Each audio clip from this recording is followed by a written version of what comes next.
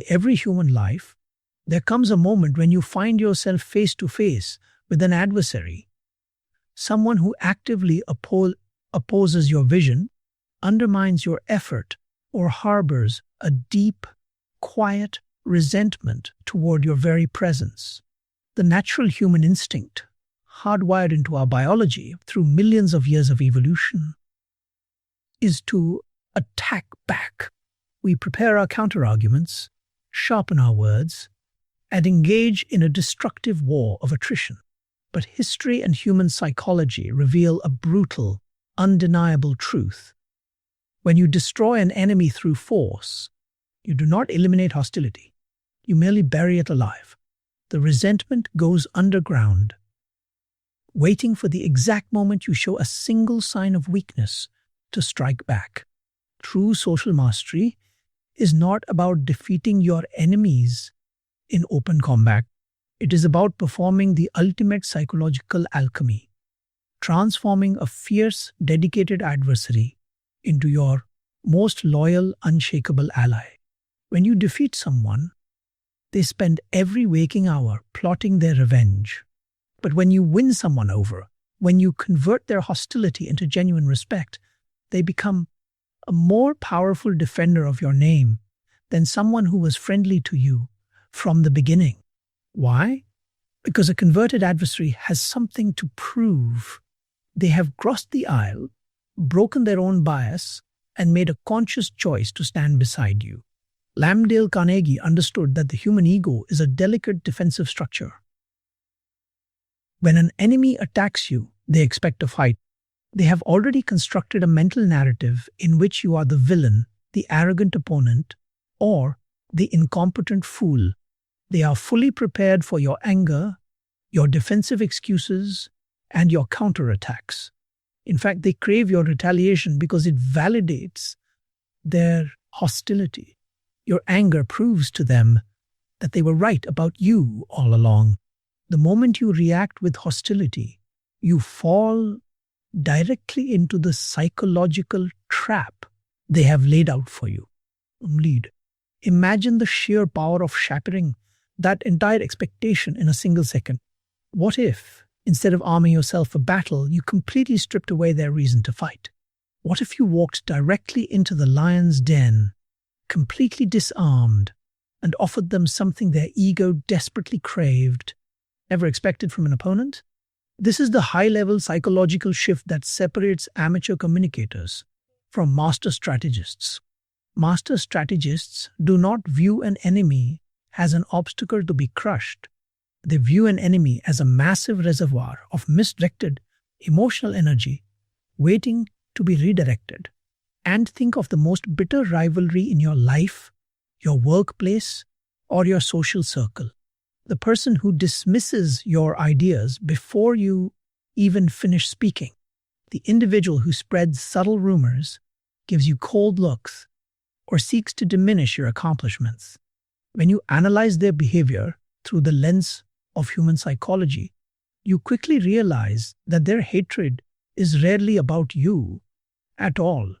It is almost always a projection of their own insecurities, their fear of being overshadowed, or a deep-seated need for recognition that they feel you are threatening. Bandit the tyrant attempts to silence these critics through authority, threats, or public humiliation. But the psychological visionary, the practitioner of Dale Carnegie's deepest principles, knows that you cannot change a person's mind by proving them wrong. You change their mind by changing their emotional state. You bypass their logical defenses by addressing the hidden, starving need beneath their hostility, the human drive to feel important, respected, and safe. As we begin to unravel this masterclass in persuasion, you will learn how to dismantle hatred without firing a single shot. You will discover the subtle, counterintuitive techniques used by historical giants to turn venomous opponents into lifelong champions of their cause. The journey from bitter rivalry to absolute loyalty begins not by proving your strength, but by having the supreme confidence to change the rules of engagement entirely. When you destroy an enemy through force, you do not eliminate hostility, you merely bury it alive. To turn a fierce enemy into a loyal ally, you must master a brilliant psychological phenomenon known as the Ben Franklin effect. Back in the 18th century, Benjamin Franklin found himself facing a powerful, wealthy political rival in the Pennsylvania legislature. This rival was articulate, influential, and openly hostile toward Franklin, threatening to derail his political career. Franklin knew that trying to buy the man's favor or arguing with him would only deepen the man's contempt. Instead, Franklin deployed a move of pure psychological genius that inverted standard human logic. Franklin wrote an exceptionally polite letter to his rival, asking for a very specific favor. He knew the man owned a rare, highly prized book in his personal library. Franklin asked if he could borrow the volume for a few days to read it. The rival, flattered that a man of Franklin's intellect recognized his refined taste, sent the book immediately. Franklin kept it for a week, but read it thoroughly and returned it with a warm, handwritten note expressing his intense gratitude. The next time the two men met in the legislative hall, the rival walked up to Franklin, spoke to him with immense respect, and offered his assistance. They remained close friends for the rest of their lives. Why did this simple request completely neutralize a bitter rivalry? Because of a deep psychological mechanism called cognitive dissonance. When someone harbors hostility toward you, their brain holds a clear premise: I dislike this person, so I must oppose them. But when they perform a favor for you, a sharp mental contradiction occurs. The brain cannot tolerate the cognitive tension of doing something helpful for someone it claims to hate. To resolve this internal conflict, the brain quietly rewrites its own narrative. I must actually respect and like this person, otherwise I would never have done them a favor.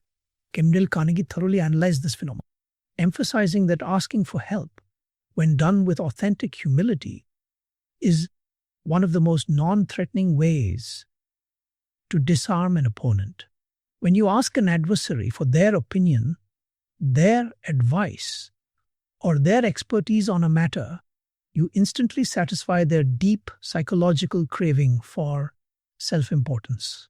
You flip the dynamic entirely. Instead of asserting your superiority, which triggers their defense mechanisms, you elevate their status. You signal to their ego that their knowledge is valuable, their perspective matters, and their standing is recognized. MG. Consider how this applies to modern human friction. When you face someone who constantly criticizes your work, your natural urge is to shut them out or prove them wrong. But if you walk up to that very same critic and say, I know we haven't always agreed on every strategy, but I genuinely respect your analytical eye. Would you mind looking over this proposal and telling me where my blind spots are? You completely shock their expectations. You take away their weapon by asking them to help you build the armor. And furthermore, this approach strips away their ability to attack you publicly without looking hypocritical. Once an adversary has invested their advice, time, or expertise into your project, they have a stake in your success. Your victory becomes a reflection of their good counsel. They can no longer cheer for your downfall without secretly cheering against their own input. By granting them a role in your process, you convert their critical energy from a wrecking ball into a foundation beam. Blend. This is the subtle mastery of high-level social intelligence. You do not defeat your enemy by backing them into a corner where they must surrender. You win by inviting them into a higher position where helping you enhances their own dignity. But to lock in this transformation permanently, You must master the art of identifying their core values and feeding their self-image in a way that forever alters how they view your character. The brain cannot tolerate doing something helpful for someone it claims to hate. So it quietly rewrites its narrative. The second foundational pillar of transforming adversaries into allies is giving them a fine reputation to live up to. Human beings are deeply attached to their self-image. Even the most aggressive, difficult, or stubborn individual believes in their own mind that they are acting out of principle, fairness, or a sense of justice. When you label someone as toxic, stubborn, or malicious, they internalize that hostility and fulfill the exact villainous role you have assigned them.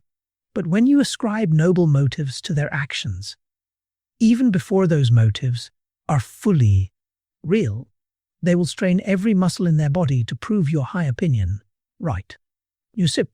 Dale Carnegie illustrated this timeless psychological law through the story of a hotel manager in Brooklyn whose best mechanic was suddenly becoming careless, sloppy, and rebellious. The manager could have reprimanded him, issued a formal warning, or threatened to fire him on the spot.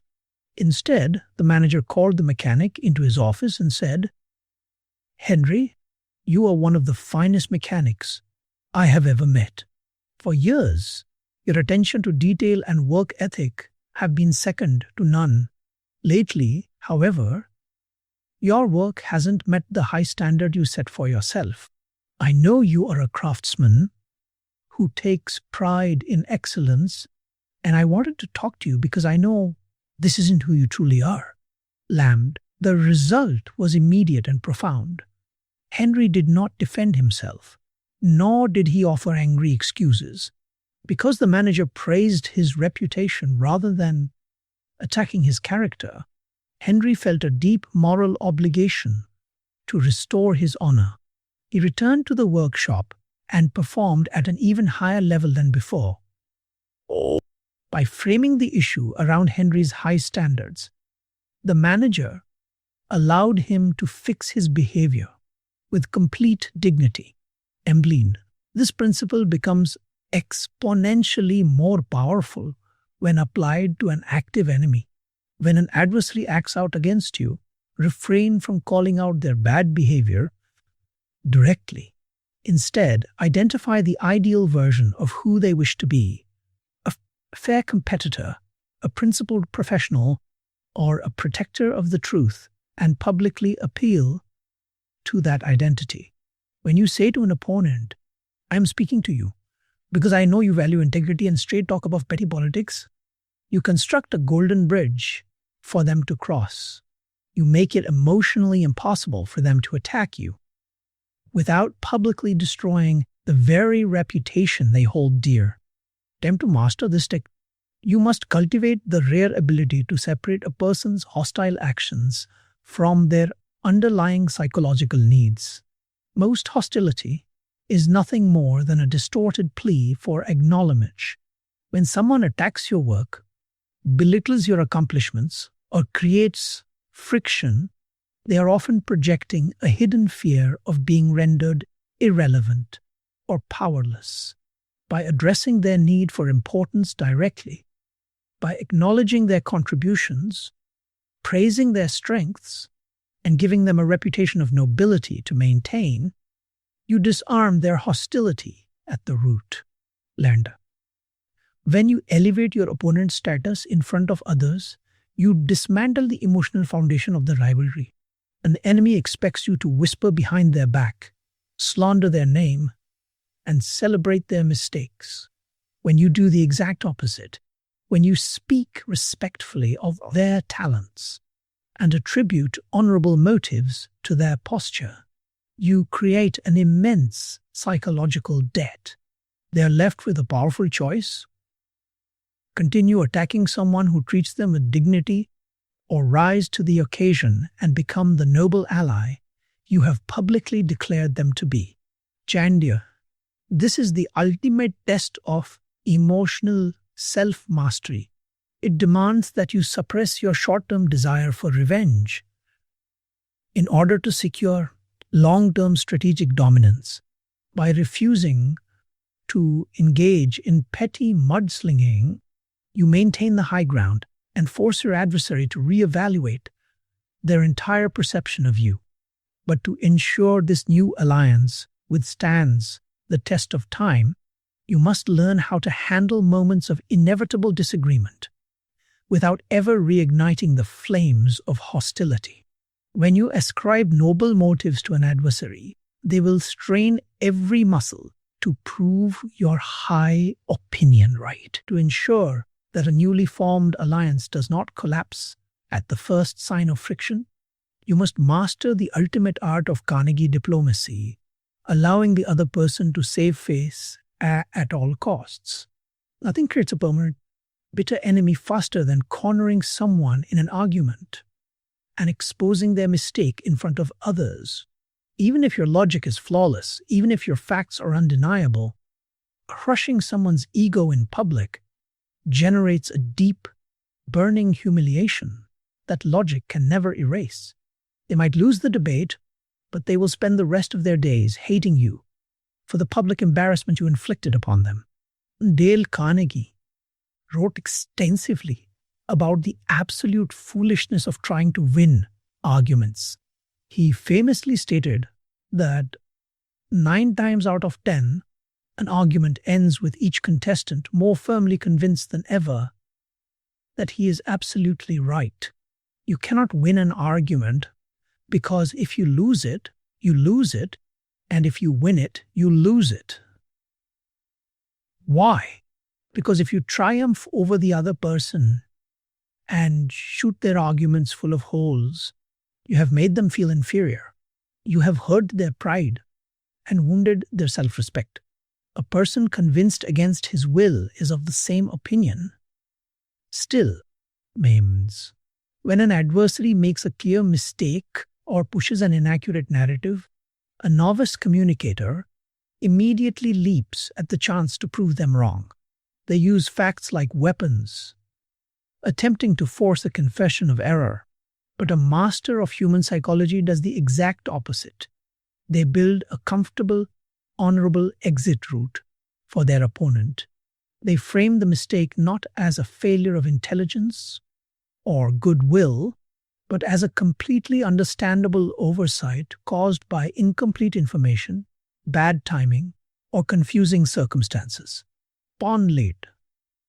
Consider how legendary leaders handle intense disagreement. When faced with an opponent who has taken a flawed stance, instead of saying, "You are completely wrong, and here is why," the master diplomat says, "I completely understand why you felt that way, given the information available at the time. In fact, had I been in your shoes, I likely would have drawn the exact same conclusion. However, look at these new details that have just surfaced." By taking this approach, you perform 3 crucial psychological maneuvers. First, you validate their intelligence, assuring them that their initial logic was sound based on what they knew. Second, you remove the element of personal blame by shifting the fault onto external circumstances or new information.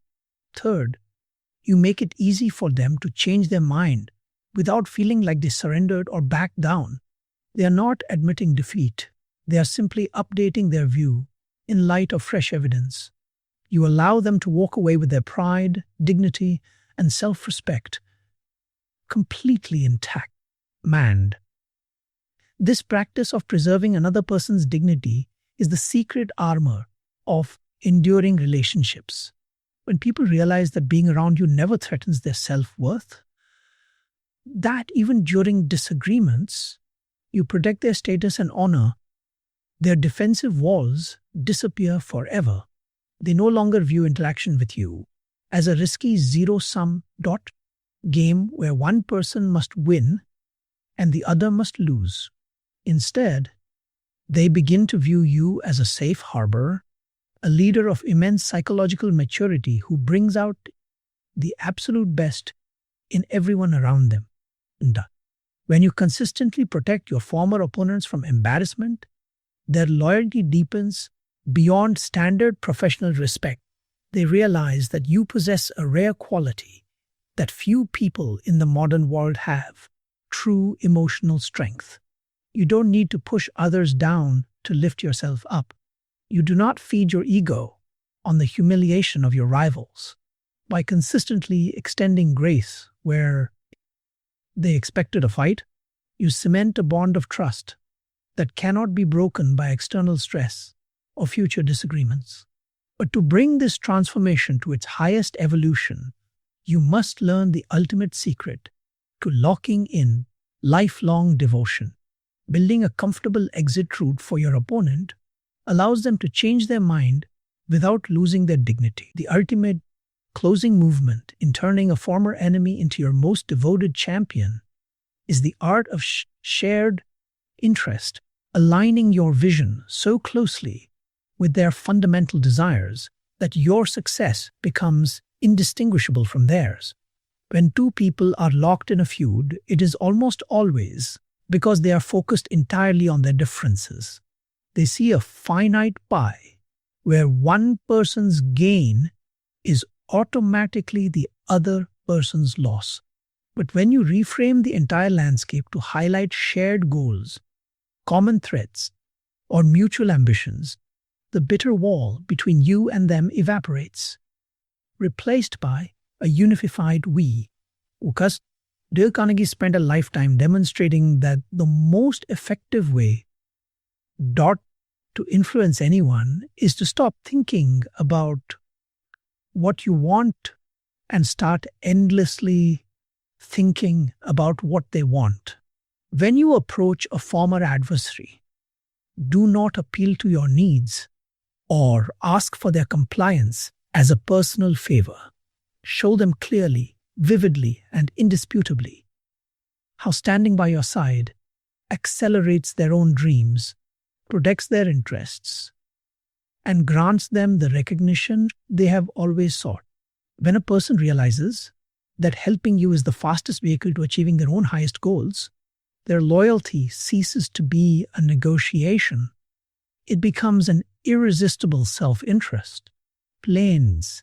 Think about the profound transformation that occurs throughout this psychological journey.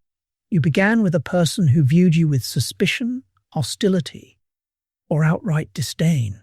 Instead of launching a counterattack and deepening the divide, you disarmed them with strategic humility, asked for their counsel, gave them a noble reputation to uphold, protected their dignity in moments of error, and tied your ultimate success to their personal growth. You did not break their spirit or force them into submission. You elevated them into a position of honor where becoming your ally felt like the most empowering decision of their life. Bleen. This is why converted enemies often become far more loyal than lifelong friends. A friend's loyalty is often comfortable, casual, and taken for granted. But the loyalty of a converted adversary is forged in the fire of conscious choice. They have actively re-examined their biases, overcome their own prejudice, and personally experienced your emotional maturity, restraint, and respect. They know firsthand the depth of your character because they tested your boundaries and were met not with petty malice, but with unshakable poise and goodwill. Emily, as you navigate the complex social webs of your life, your career, and your relationships, abandon the primitive urge to crush those who oppose you.